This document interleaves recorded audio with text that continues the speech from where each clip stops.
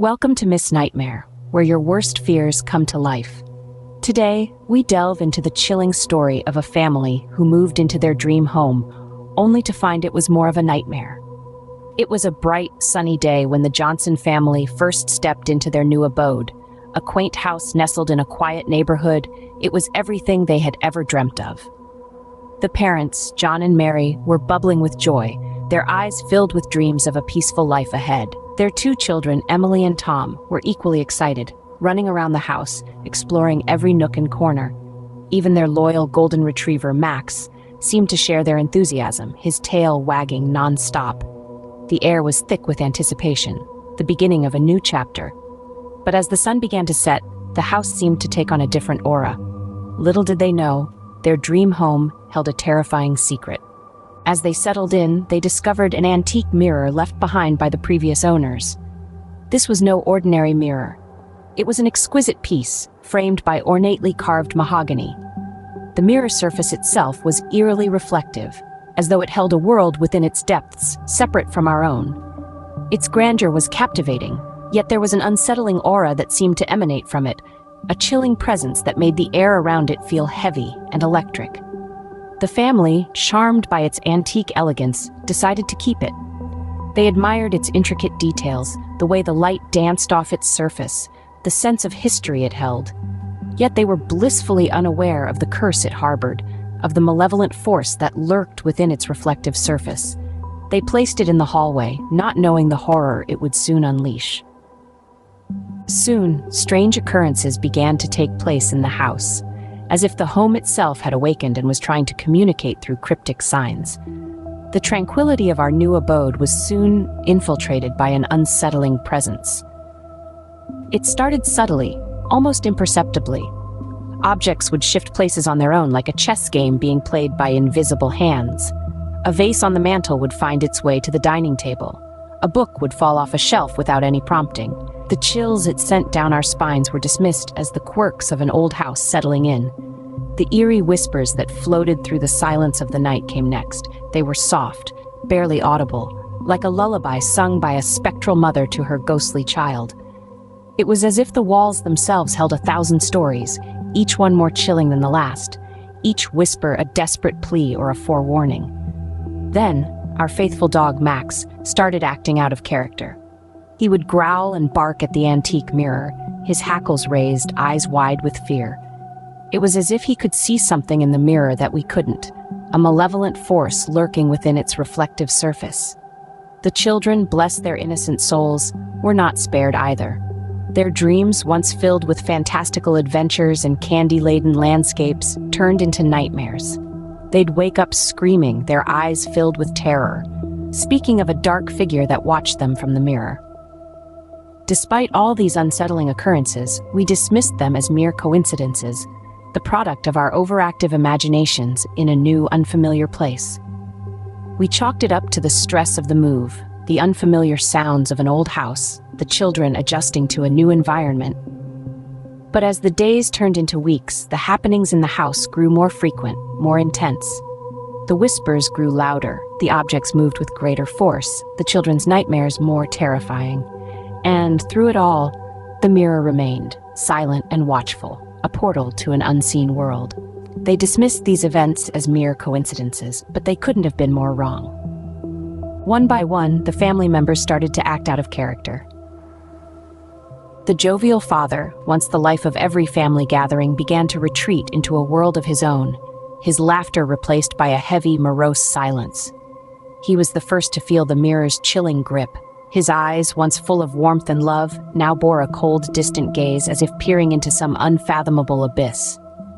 Next, the loving mother, the beacon of compassion and care within the family, began to exhibit strange cravings. She would wake up in the middle of the night, drawn to the mirror like a moth to a flame. Her once comforting presence now instilled a sense of unease. Her appetite for food suddenly vanished, replaced by an insatiable thirst for the mirror's reflection. Their teenage daughter, vibrant and full of life, started to show signs of aggression. Her cheerful demeanor gave way to sudden fits of rage. She would spend hours in front of the mirror, not lost in her reflection, only to lash out at anyone who dared to interrupt her. Even the family's faithful dog, a creature known for its loyalty and love, refused to go anywhere near the mirror. It would whimper and retreat, its tail tucked between its legs, whenever it came into the mirror's vicinity. Each family member, in their own unique way, was succumbing to the mirror's malevolent influence. Their personalities, once so distinct and full of life, were slowly being drained away, replaced by something otherworldly. The house, once filled with love and laughter, was now a breeding ground for fear and paranoia. The mirror, an innocent object left behind by the previous owners, had transformed into a sinister force. It was no longer a simple reflection of their physical selves. It was a portal into their darkest fears and desires, twisting them into grotesque versions of their former selves. They were slowly becoming prisoners of the mirror's malevolent force.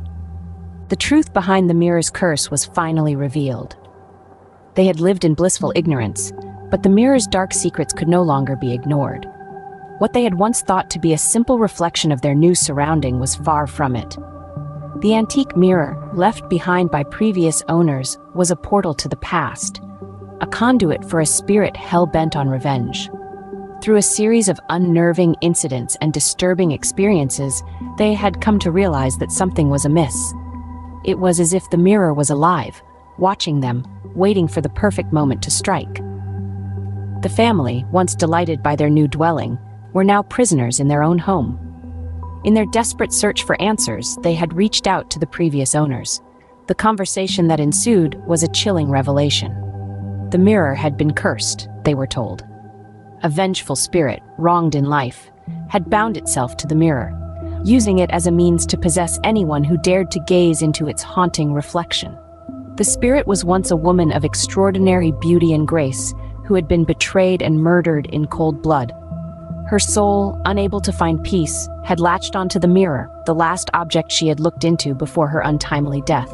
Her rage, her pain, and her desire for revenge had turned the mirror into an instrument of terror.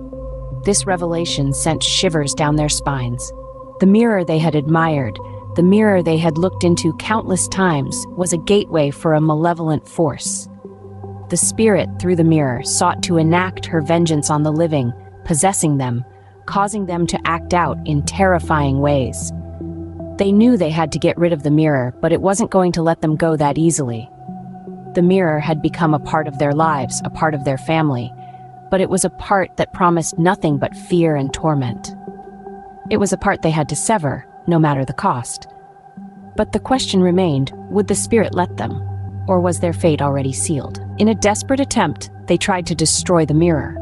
The air was thick with tension, every heartbeat echoing ominously in the silence. The family, once cheerful and full of life, now bore the weight of a curse that was not their own. The father, armed with a sledgehammer, took a step forward. His eyes, once bright, were now clouded with fear and determination. The mother held the children close, her trembling hands a stark contrast to her steely gaze.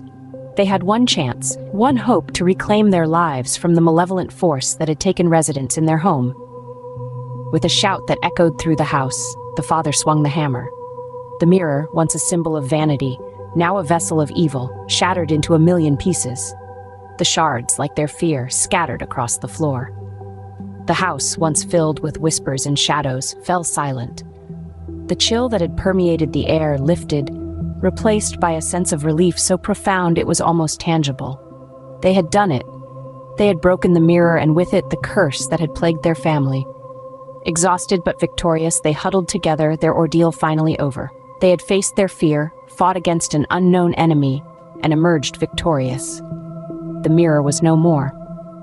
Finally, they were free from the mirror's curse, or so they thought. In the end, they thought they had escaped the nightmare. The shattered mirror lay in fragments, silencing the malevolent force, or so they believed. Yet, as the sun set, a chilling reality dawned.